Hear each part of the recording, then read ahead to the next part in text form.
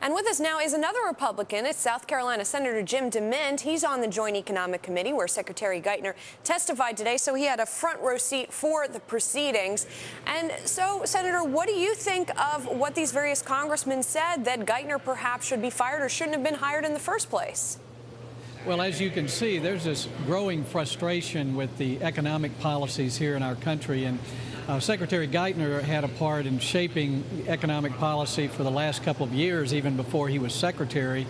And with the kind of the corruption and the failure of the stimulus plan and the mismanagement of the TARP funds, we're very concerned about the direction here, particularly with all the spin that everything is working when all the statistics tell us it's not meeting the goals or the promises that we've heard about.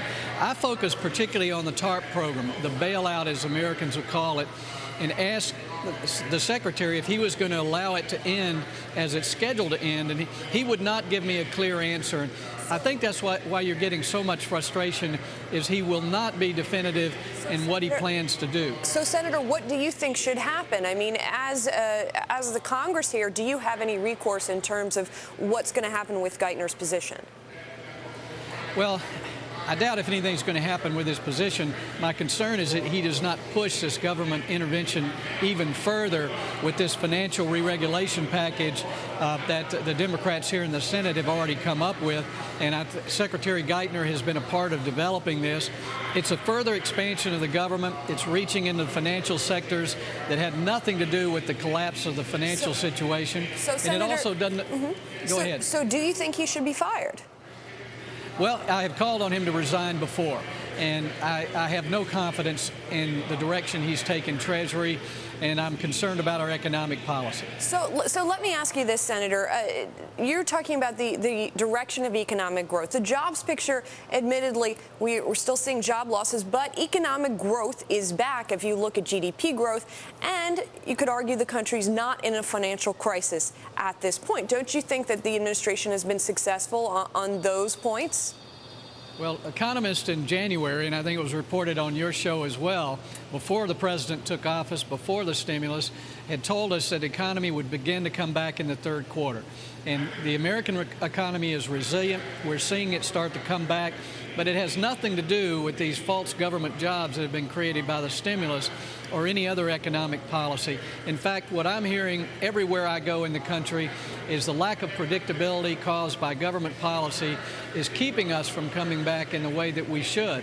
So I don't think the administration can make any claims that anything it's done has had anything to do with where we're headed. This all goes back to just the American economy is resilient, and there are a lot of folks out there who are going to continue to work despite what we do up here. Well, Senator, if that's the case, then why should, I mean, is there anything the government can even do? If the economy is going to do what it's going to do anyway, did the administration hurt things? Well, they do by creating unpredictability. I mean, the use of these TARP funds to buy companies and to arbitrarily bail other companies out is creating unpredictability in the market. And we need to withdraw these TARP funds in a safe way as it was planned in the beginning. And we need to make it clear we're not coming back into the market.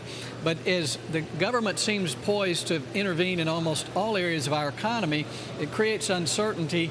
And that's not helpful. Particularly our debt and our spending and the value of our dollar can undermine everything else the economy is doing. And I think we're going to have a second dip here if we don't do something to address our debt problem instead of just planning to spend more and more money like we're doing with this health care bill. Well, speaking of intervention, though, Geithner himself said that the time for more financial regulation is now.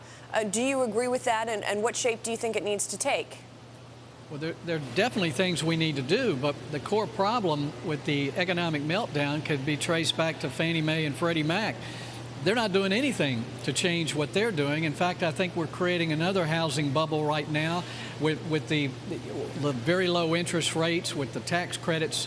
I think we're not allowed. When the housing numbers still look terrible? That's right. I mean, I don't think the interest rates are doing anything but they're going to create a bubble in the housing market, because what we did is we built 20 years worth of houses in 10 years. And to try to artificially inflate the home building now is not going to fix the problem. Even if home sales are still very low, what we're doing is propping up a market that we never allowed to hit bottom.